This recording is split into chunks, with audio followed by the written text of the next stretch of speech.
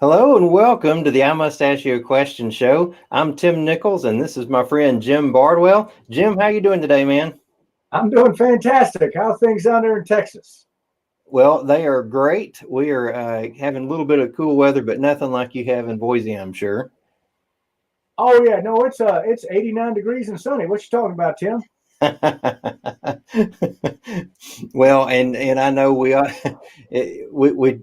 get to adapt to whatever weather it is, but today I want to make sure that we talk about our Finish Strong series, and we're in number three on that. We're going deeper on number three, which was redirecting negativity and distraction. So, man, is this not a great time for this? Because I don't know about you, Jim, but I see a lot of negativity and distraction out there affecting businesses. Are you seeing any of that? Man, I tell you, if there was any more negativity and distractions, I think we were in the middle of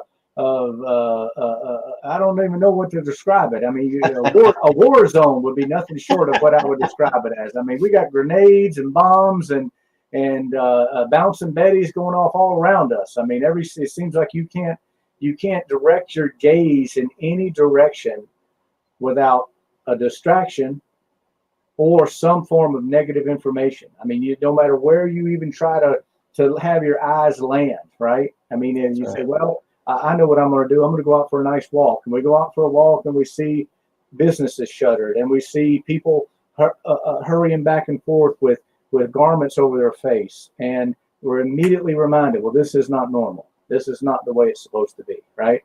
That's And then right. we say, I know what I'm going to do. I'm going to call some old friends. Well, I did that this week, Tim. Last week I called old friends. Man, alive. Whew, there was all kind of things falling off the train. I mean, the wheels were coming off. And okay, I'll tell you what I'll do. I know I'll just listen to some music. I'll turn on the radio. Don't do that. Don't turn on the radio. Don't do that. And for heavens, don't think you're going to escape by watching some television programming. Don't Oh, do I that know. either. Yeah, don't do that. So I tell you, it's really, really hard. And then if all else fails, you think, I know what I'll do. I'll sit in a room all by myself and I'll just be quiet and still. And that way I'll shield myself from that. Well, I think that's exactly the opposite of what we should be doing. And that's what we're going Yeah. to talk about today. Yeah. Well, I mean, I agree with you completely. We're just getting negativity and distraction from everywhere, especially you get onto social media or something along those lines. And really, you know, I think you've expressed this before in Boise, Idaho. They've already started kind of uh, closing some things back, due to the uptick in coronavirus. Well, here just this past week, with the restaurants, they went back to 50% capacity. They shut down gyms and bars, and so we're seeing more and more of that. And so our businesses are actually in response to that. They're responding to those things happening to them, and so the negativity and distraction just comes from, seems like, every which way. And that's something to really consider. So, as we look at that, just kind of give everyone an idea there. But man, why is it important for us to try to redirect on this? Because it seems like we can't get away from it. How can we harness it? How can we use it? What can we do? Well, I tell you again, we're right back to we always seem to be on this point, right? We all always seem to come back to this, that it's about moving from the subconscious to the conscious. If we allow ourselves to walk around in autopilot, you see, autopilot can be good and bad. If you're flying in an airplane and you decide, well, I'm gonna fly from Dallas and I'm gonna go see old Jim up there in Boise. I'll get on the airplane to do it, right? Don't want to drive. Take me 3 days. I'll fly. So 4 days. I'm going to fly on up there. So you get on that plane and that pilot flips that switch, autopilot. Well, that's great. As long as the autopilot is set for Boise. Right. But if he inadvertently had set that autopilot for Alberta, Canada, you're going to be really disappointed, Tim. Right. You're going to get to where you're going. Well, this ain't where I wanted to be. And so often we've got to realize that our mindset is set to an autopilot that is actually out of tune with the current reality. If your autopilot was set Last year, holy smokes, it's way out of tune, right? If your autopilot Right. was set 6 months ago, Tim, if your autopilot was set 3 weeks ago, it's probably not up to par, you know. And so, get out of the autopilot, take control of the aircraft, put your hand on the yoke, put your eyes on the instruments in front of you, and say, what am I seeing? You know, what is my altitude? What is my speed? How much fuel do I have left in the fuel tanks? What is the RPMs on the engines? I need to check all of these things, right? Mm-hmm. And because if you do that, then you can start making adjustments that the autopilot, listen, the autopilot is set, it's done. And so myself, that's what I've been trying to do, especially this past week, is to get out of autopilot mode. Because, you know, when you've done something as long as I have, I've been in this industry 25 years. I've been doing this a long time, Tim. And most of your people are very proficient at what they do. They've been doing it a while. Yep. Man, turn the autopilot switch off. Grab a hold of that yoke, okay? Yeah. Well, and that would be somewhat of a sales rhythm, wouldn't it? You know, you have a certain marketing calendar that you go by. You know when you need to be marketing and what type of marketing you need to be doing throughout the year, right? Scheduled around different seasons or anything like that. And I see that with our businesses. You know, the businesses in the 3 million% program is they may be on that autopilot, but I think it's a subconscious thing too. They just have done it that way for so long, they don't even know that they're doing it anymore. Or they don't know that they shouldn't be doing what they had been doing before. And it could be hurting them and they just don't even realize it. Right. Right. So Absolutely. if we were to look at what should we be looking for? Well, again, you know, I think if somebody was even remotely took a moment and looked at their current reality, they would see that they definitely need to reset. Now, is that a reset across the board? Hopefully not. Could be a complete reset. Could be it's time for you to go into a different industry. Could be it's time for you to pull the proverbial plug and walk away from that thing. Okay. I don't think most of us are dealing with that. What I think most of us are dealing with is the need to reset and redirect in specific key areas. Okay. It's kind of like an old friend of mine down there in Texas. You know him, Howard Partridge. He tells this story all the time. And believe it or not, to meet Howard, you wouldn't think it, but one of Howard's favorite activities, at least it used to be, was riding four-wheelers. He'd get out there in them fields, and then in Texas, you know, you guys got lots of fields, right? And he'd get out there in those fields, over them jumping stuff and water and just having a blast, right? He loved riding them four-wheelers. And he tells this story about one time him and his son were out in this field. And they were just cutting up and spinning mud everywhere and having a good time. And the constable pulled up. Now Tim, you know what a constable is. Those not in Texas don't know. A constable is like your worst nightmare as far as law enforcement because they can kind of make things up as they go along. So anyway, so a constable pulled up, okay? And one of the most powerful law enforcement people in the whole state is a constable, right? Tim, you know that. Right. So he pulls up and he says, "You're only supposed to be in this field." And Howard said he started down the line of he was trying to explain to him that he didn't know, right? I didn't. He said, he said, "We're not going to go there. Don't you love Texas law enforcement? Yeah. We're not going to go there, son. You knew. We ain't even going to even remotely get to you didn't know. We all know, Tim. We know the areas that we need to reboot. We know the areas we need to redirect. We know the areas. So what should we look for? How about we just be honest with ourselves and address the things that are right in front of us, that are screaming, that are letting us know, hey, hi, ho, I'm in trouble, okay? I know exactly the areas that I need to redirect on. They're screaming at me every morning when I wake up, okay?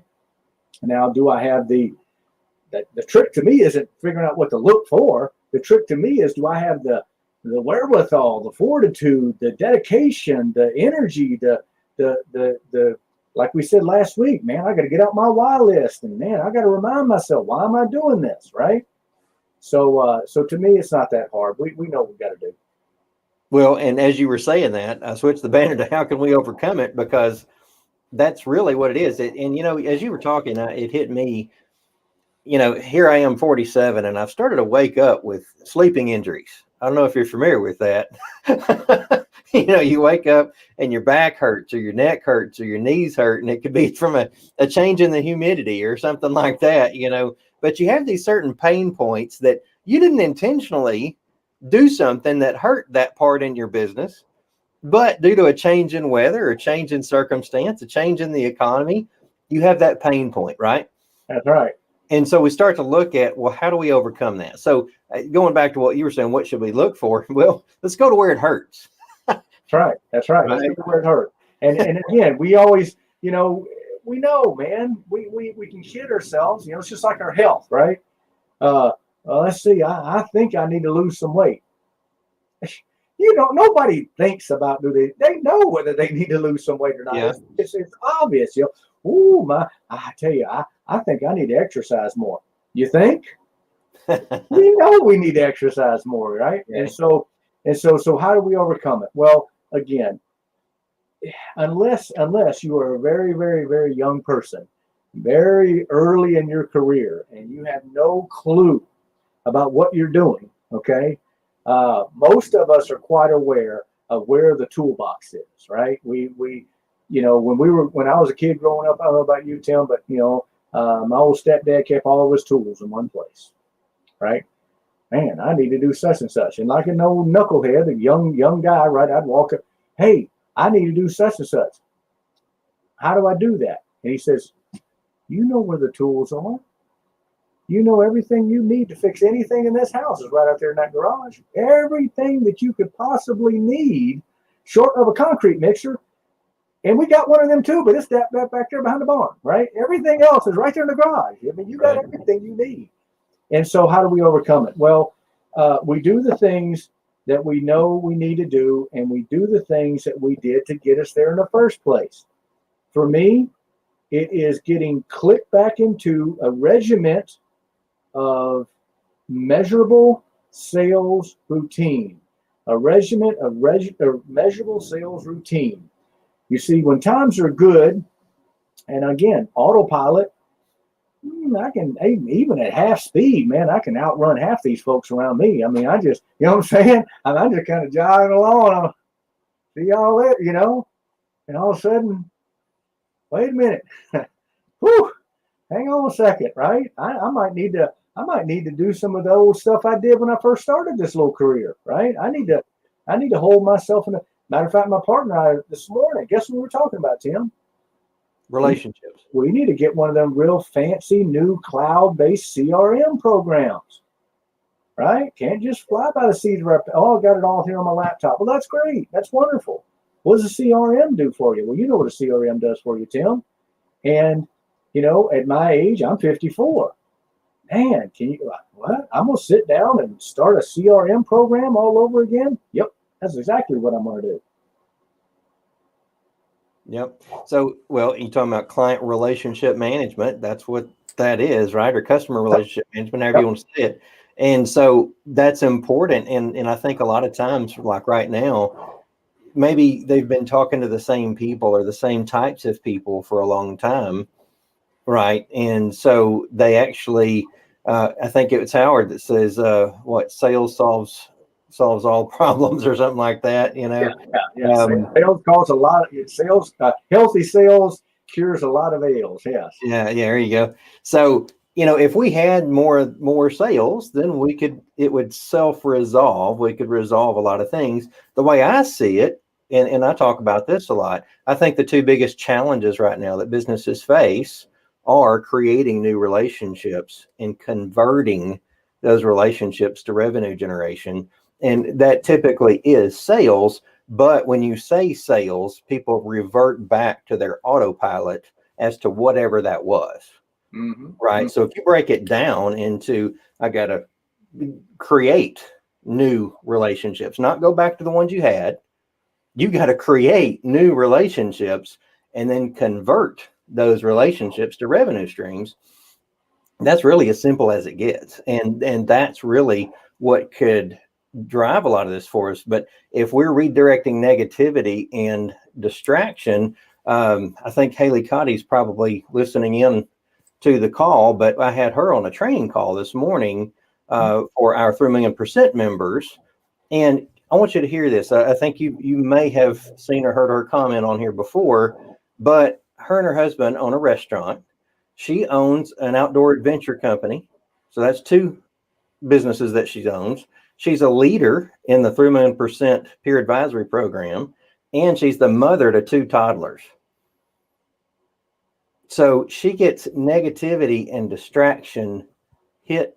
She's hit with it all day long, every day. So we talked about this, and going in, she kind of gave us some insight on time blocking and what she does to avoid the negativity. She doesn't get on. She's only proactive on social media. So she will only get on there to make positive posts towards her business or towards the others in the peer advisory program. And then she removes herself from even reading anything negative and doesn't allow it to distract her. Same with news media or anything like that. So I think if we were to all take on that mindset of protecting our hearts, our minds, our vision, protect our activity. I think if we redirect that into positive territory, positive traction into creating those new relationships and converting those to revenue streams, I think we would all get better traction in how we do that, better returns. So, if we were to look at surrounding ourselves with people we trust that'll help us get there, what does that look like on your side, Jim? I know what it looks like on our side, but what do you think of that? Well, I think it's the key to everything. I think you can be the smartest guy in the room. You can be the best looking lady in the room. You can be the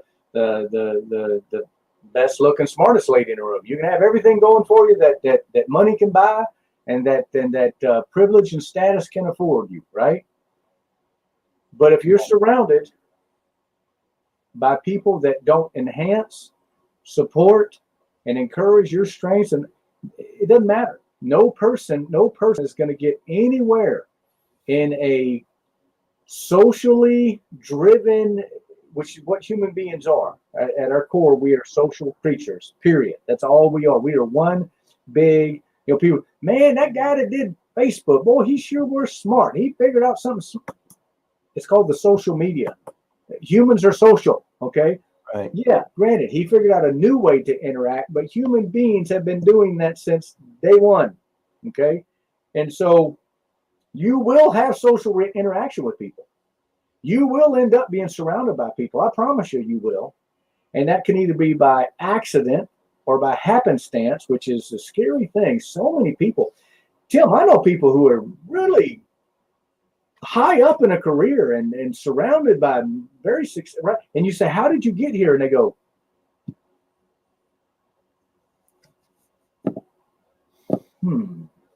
that's a very good question. Right? I have no idea how they got there. They woke up one day, right?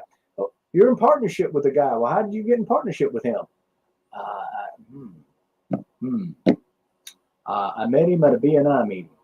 What? The person that you're in business with, you just happenstance met him at a BNI meeting, right? Right. How did you? And quite possibly the most important decision we ever make in our entire lives is who we decide to spend our lives with, right? How did you meet your spouse? That's an interesting story for most people. I met my spouse because I went to get a haircut. A few hundred years ago, that's not how it happened. Parents chose people to be married because they were smarter and looked for things that were going to make them work together, right? Now, my wife and I have the most amazing relationship you'd ever ask for in the whole planet Earth, okay? But imagine if we took a little more active decision-making, an active role in the decision-making process of who we surround ourselves with. Just a tiny little bit. Just a little bit. I mean, think about it. I ask your listeners here, Tim, now and maybe in the future, someone else tunes in the future. Sit down and make a list. And listen, I'm just totally, absolutely stealing this from way smarter people than me. Make a list of the top 10 people you in an entire week who you spend most of your time with. And it is a competition. You're going to keep track of it by the hour. Okay? And then you need to be honest with yourself. Now, I'll put a little caveat on here. Don't you dare tell people this is what you're doing. Do not. That would be an absolute top A jerk move. Don't go up to people and say, I'm grading you. I spend a lot of time with you, young man, and I'm trying to decide if it's worth my while. Don't say that. But what you do is you go through a week, you write down everybody you spend time with, how much time you spend with them, and then you take those 10 people and you do grade them. Does this person believe in what I'm doing? Does this person even know what I'm doing? Does this person help me do what I'm doing? Is this person a cheerleader for me? Do they have my back? Do I feel the same about them? Do I have their back? Do I support them? When I hang up the phone with them, do I feel good or do I feel bad? When someone mentions their first name in a crowd, do I feel good or do I feel bad? When someone says, hey, next week on Thursday, we're going to go see Tim, do I get excited or do I go, oh, gee whiz, not Tim? You grade those people. And I tell you, it's an eye-opener. And for some people, it's more of an eye-opener than others. Some people go, oh, good heavens. The top 10 people I spend most of my time with, I don't even like. much less care about them. I don't even like them. Right. You know? And so surrounding yourself with people you trust to help you get there, yes, it is, again, moving from the subconscious into the conscious. Now, am I saying you become a mercenary and only spend your time with people that you can get something out of it? No, absolutely not. It's your sentence says trust and help you get there. You see, you're going to be helping them get there too, right? Both it's not you just going to use them. It's, do I want to be in a relationship with this person so I can help them and they can help me? Okay. Just the other day, someone asked me about this call, Tim. They asked me about this call. I said, how do you know Tim? And I said, well, we just one day saw each other all over Facebook, and we one day almost simultaneously reached out and said, hey man, we gotta talk. We gotta get to know each other, right? We both been feeling that pull for about a year, we said, right? We've been looking at each other. And they said, well, you work together with him? Well, is that something? I said, no. I said, I enjoy spending time with him on this call, and he enjoys spending time with me on this call. When we get off the call, we both feel good about it. We think we got something out of it. It's a great relationship, right? Yeah. You need to feel that way about the people around you. Well, and I think it gets more and more difficult when you're not intentional about that. You know, if you weren't intentional, then, you know, it's something like Zig Ziglar would say, you can react or respond. You know, and reactive obviously is something happening to you, and responding is you responding to the situation, you being proactive in that, in how you manage the situation. But I think you can respond, you can be proactive in your friendships, in your relationships, and how you build those. You know, and it's been really an interesting experiment, I guess, doing 3 million%, having these peer advisory groups. Been doing it 2 years now. We've got 75 members, and our members, they will forego a lot of things to get to their growth group meeting because they do not want to miss the time that they have with those other 9 businesses, that rich sense of community, that encouragement, you know, that sense of that camaraderie, they train together, they move as a team. And to me, that is something that's special that I've yet to find many other organizations outside of military that offer that depth, you know, because you're going through things together, you're doing life together, going through the hard stuff together. And I think what that does by having yourself in so tight with a circle like that is they help you redirect from the negativity and distraction, and they can hold you accountable. to that and say, hey, over here, look over here. What are you doing? Why are you going in that direction? And they can call you out on that. And that's one of the things I think is just really special about what we have. And, I'd be interested to see. I mean, I hear from our members, but I know it's harder to do from outside of that because I've done it. When you go through and you have to learn by trial and error who you can trust and who you can't, who you can work with and who you can't, who you can build with and who you can't. We were fortunate that we had immediate chemistry, right? But I think it's rare. I think it's rare that people have that level of chemistry in their relationships and to be able to build them that fast.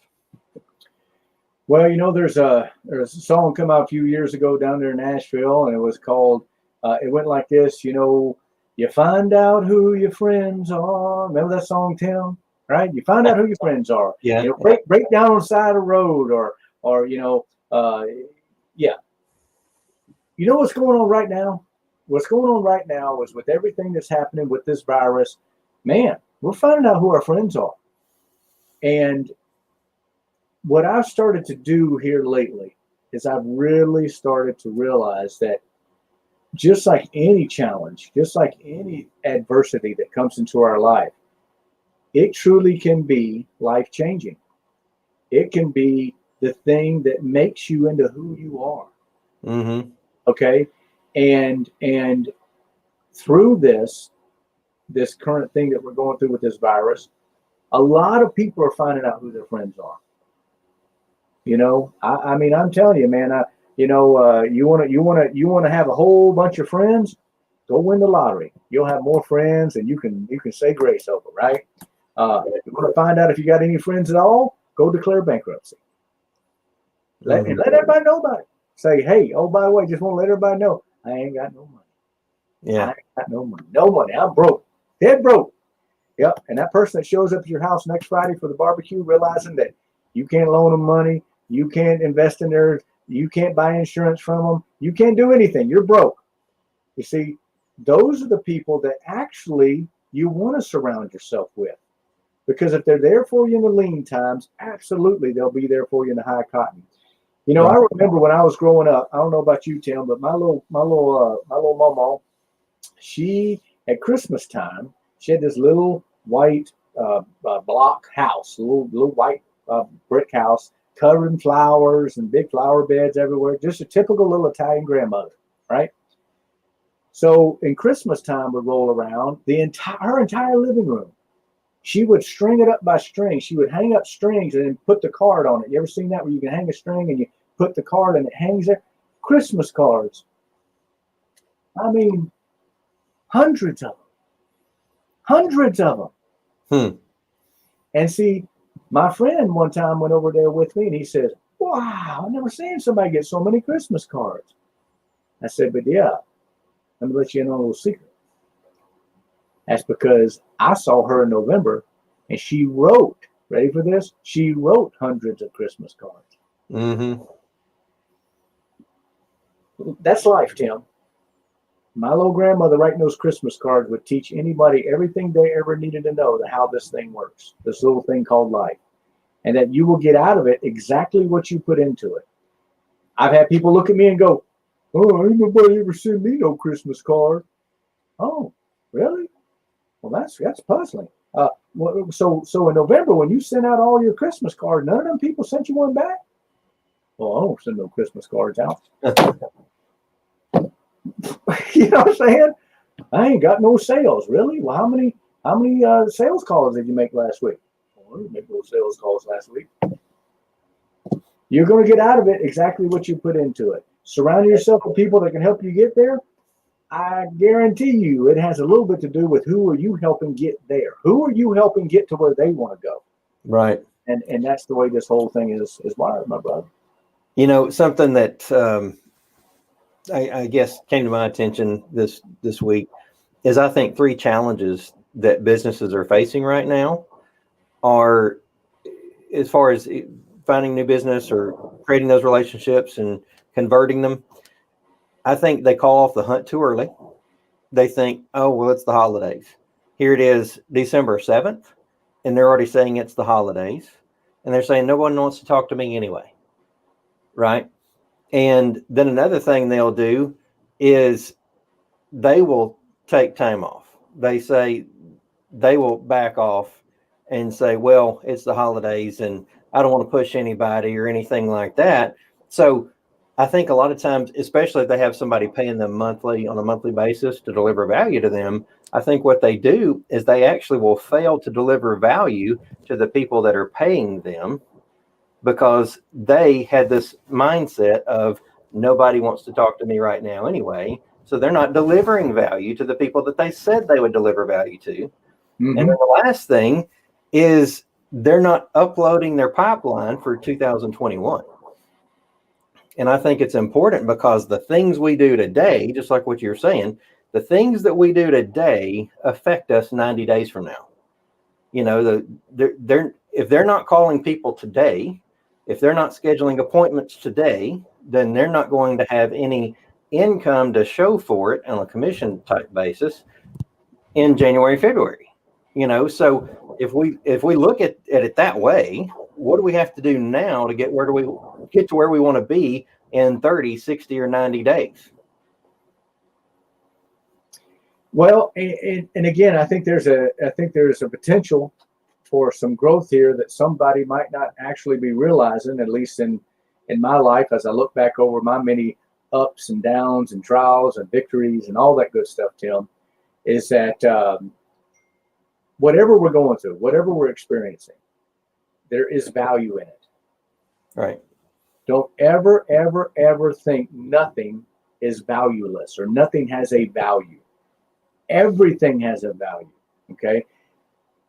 And unfortunately, I didn't make this rule up. This is just a rule. I just try to play by the rules if I want to win the game, right? Unfortunately, quite often, there is actually more value in pain than there is in pleasure. There is more value in pain than there is in pleasure, because the human body is designed in such a way that when it experiences pain, all of your senses get on high alert. Your hearing, your eyesight, your olfactory gland, even your sense of taste, your sense of touch gets heightened. Okay? You want to figure that whole thing out and how that works? Just get up in the middle of the night and decide to walk down the hallway to make a visit to the room of rest, and have your son leave about 4 or 5 of those Legos out in the middle of the hall. You will instantaneously become wide awake. You are no longer stumbling. You're no longer bumbling. You have stepped on a Lego in the middle of the night. You became an Olympic athlete. You have just become completely a man about your senses. Okay? That's the way we are wired, man. That's who we are as the wiring in our system. So right now, think about this for a moment. Right now is the best time to communicate your message with people. They're wide awake. No one's sleeping. No one's in autopilot right now. No one's in take a chill break right now. As a matter of fact, I think right now it's the opposite. I don't mean to belittle the holidays. I don't mean to say they're not special. I don't mean to say they're not sacrosanct. I don't mean to say they don't bring happiness and joy. Tim, I'm not even thinking about that right now. I'm not thinking about Christmas right now. Yep. Okay? That's not where my life is right now. Right now, I am experiencing things which are causing me pain and uncomfortability and causing me a moment of repose, right? I'm saying, wait a minute, right? I'm awake. I'm wide awake. All my senses are tingling, right? And for that factor alone, I saw a very, I tell you, I'm a big softy, Tim. I tell you, if you take me to see a sad movie, man, I mean a grown man, I'm in the middle of the movie theater, I mean just bawling. You should have seen, at the end of Titanic, everybody's like, man, that was a realistic movie. I swear I was getting wet. Hell, I felt water. Yeah, that's because I was back there in the back. I was just crying, right? I'm an old softy. I cry. I cry at weddings. I cry all the time. I cry in a good TV show. I mean, remember that show? What's that show where they went and fixed up people's houses for them? What was it called? Home Makeover. Remember that? Yeah. Yeah. Oh, every Sunday I'd watch that show and just ball and ball and ball. So I'm a big softy, right? And if I allow myself to get into the moment and feel the emotion and feel the reality, the realness of what's going on, okay, I can take that and turn that into power. You know, I can take that. And so right now, Tim, again, all of my senses are in overload. All of my faculties are just going 1,000 miles an hour. And all of us can key into that, can tune into that, and realize that this is an opportunity. It is an opportunity for growth, okay? I saw a video that a friend of mine sent me, and because I am a big softy, I watched this video and I cried a tear. It was a sad video. A woman was on the taping herself with her tape. I show my age every time I say that. She was recording herself with her little phone, and evidently she had a restaurant, and whatever city she was in, to come in and close her restaurant, right? And she was upset about herself and her employees, and I looked at that and I got really upset about it, Tim. I got really sad. I got really discouraged and felt horrible for that woman, right? And then I started going back to, I'm in my office here, I'm surrounded by history books, and I started looking at saying, wait a minute, some of the greatest moments in the annals of human history came about because somebody was forced to change. Somebody was put in a situation where they had to affect change, and they had to adapt, and they had to reinvent themselves. They had to, I mean, the entire story of the Western movement in the United States is because people hit a brick wall here, and they had to go over there. You know, this person owns a restaurant. Well, why does she own a restaurant? Well, maybe because she lost her job at the factory, and that made her go and start a restaurant business. And then it's, oh, well, Jim, that's easy for you to say. You're not going through that. That poor woman's sitting there losing her livelihood. She's losing everything. And I've lost everything 2 or 3 times in my life. Okay? And it has motivated me. It has educated me. It has provided me with the blessing of starting a new chapter in my life.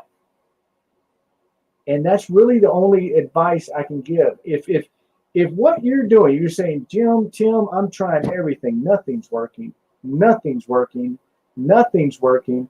then maybe everything is working. Mm-hmm. Maybe everything is working. And really it boils down to, I think it was Arthur Ashe, right? The tennis player. I think he is given the credit for this quote. Sometimes you just have to get into the game and do what you can, where you're at, with what you got. Sit down. I'm going to do this for the next 30 days. I'm going to do this for the next 60 days. I'm going to do this for the next 90 days. But don't you understand? There's a pandemic going on. They're shutting our city down. I said, I'm going to do this for the next 30 days. I'm going to do this for the next 60 days. I'm going to do this for the next 90 days. Well, Jim, 90 days from now, we might not be able to. I'm going to do this for 30 days. There you go. I'm going to do this for, right? Mm-hmm. Because if you do that for those 30 days and the government decides to do something even worse 30 days from now, well, guess what? Then you start them 30 days all over again. That's right. That's right. But the important thing is that you're doing something, that you're taking an active role in your future. And just like you said, Tim, well, it's the holidays. Ain't nobody doing nothing. It's the holidays. Everybody I'm talking to is doing all kinds of stuff. Everybody I'm talking to is sitting there. I mean, at the very least, they're sitting around going, whoo, what's going to happen, right? They're all right. Mm-hmm. And so I think that this could be the greatest opportunity we've all had in a long time for the stuff that's truly important. Where does everybody go to these seminars for, Tim? What do they go to all these big conventions for? Self-help, right? Self-improvement. I want to improve who I am as a person. I want to improve who my skill set is and all these things. And I tell you, I've worked more on myself, on my knowledge base, on my friendships, on my attention to details, on my attention to using the right tools to get the right effect. I've concentrated more on that in the last year than I did probably the 5 years put together before. So I don't know where all that came from on this, but I felt that the audience needed to hear that. Well, and we were talking about the 30, 60, 90 days and what we're doing to plan for that. And no, I agree exactly with what you're saying. And if I were to trace back my activity on the year, it's been, having well, started off with a 12-month plan, and that quickly got reduced to a 30, 60, 90-day plan, and that actually, I guess, gave me the idea to even adapt what we do in 3 million %. So I did away with the workbook. I had a workbook with curriculum, and I'm converting that to a 90-day planner as fast as I can. Mm-hmm. Still has the same accountability questions and stuff like that in it, but we're doing 30, 60, 90 days where you develop a 3-month plan, a weekly plan, and a daily plan, and you track your progress on each of those days, each of those weeks, each of those months, right? And so it gives you something to work from, where you actually have something physical to take with you and go and implement. And actually, it helps you to redirect that negativity and distraction that you're going to be hearing from everywhere else. It's the holidays. I don't want to do anything right now. I don't spend money right now. Especially as a financial advisor, you hear that a lot, where I'm going to wait till next year, or, I don't need to do anything right. I don't want to talk about money right now. And you've got some people you got people dying, that are having to deal with life change right now. You got people going through divorce right now. You've got all kinds of things happening right now. And it's just a matter of having the conversations with the right people. And sometimes we don't know who those people are unless they're given to us through referrals. But if we're not out there speaking our message, who's going to hear it? Absolutely. So I think that's what we need to leave everybody with today, Tim, is that, gosh, every major society, every major, group of people that's ever existed, they said it 100 different ways, but really the simplest ways is you get what you give. And if, you go out there and you seek out people and you say, hey, I've got something to give and I want to give it to you. Okay. And you've got something to give and I want to receive it. Let's figure out a way we can do that together. If you keep doing that over and over and over and over and over, I don't care what, I don't care. Well, Jim, that's not going to equate me making money. That's not going to equate me staying, I'm gonna go out of business if I don't start making some money. Again, I don't care what product, good, or service it is. The simple formula of getting out there and doing these little simple things that we talk about on this call every week, and bringing from the subconscious into the conscious these actions that you're going to take, it will work out. It will pay dividend. Okay. I can't guarantee you that if you're in the restaurant business right now, that you're not about to hit a brick wall. Nobody can, right?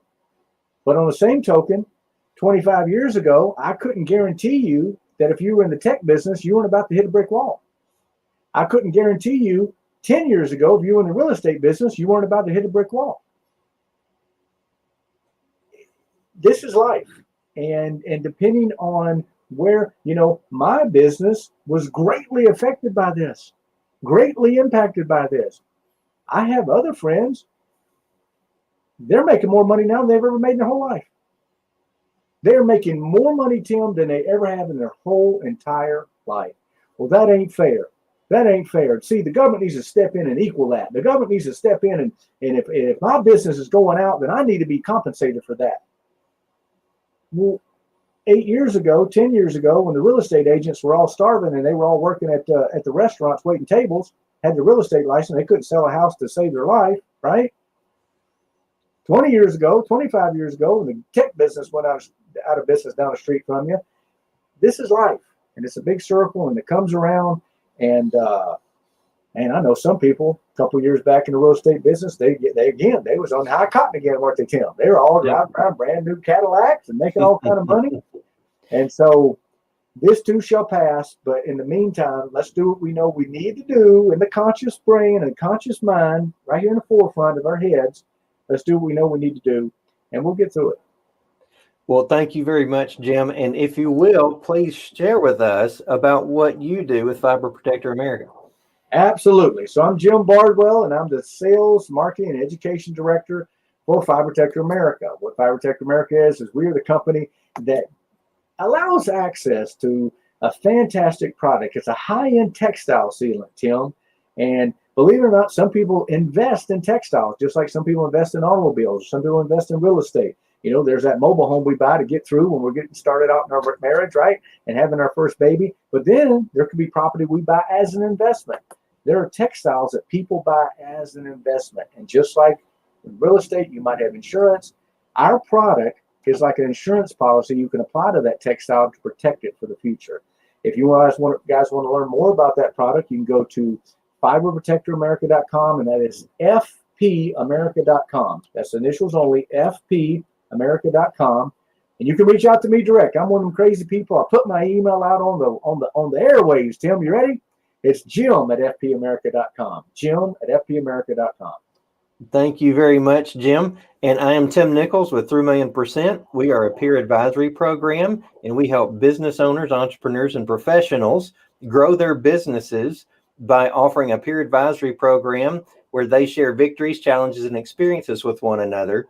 And it is a structured, formatted program where we actually go into how to help them grow the fastest. So if you'd like to know more about that, you can reach out to me at tim@3million%.com. That's Tim at number 3, spell out millionpercent.com. We can put our email addresses in the comments as well. So thank you very much for joining us. And audience, we encourage you to continue the conversation in the comments, and we look forward to interacting with you there. In the meantime, we will look forward to seeing you next Monday at 2 o'clock. I hope you have a great week. Have a great week, guys.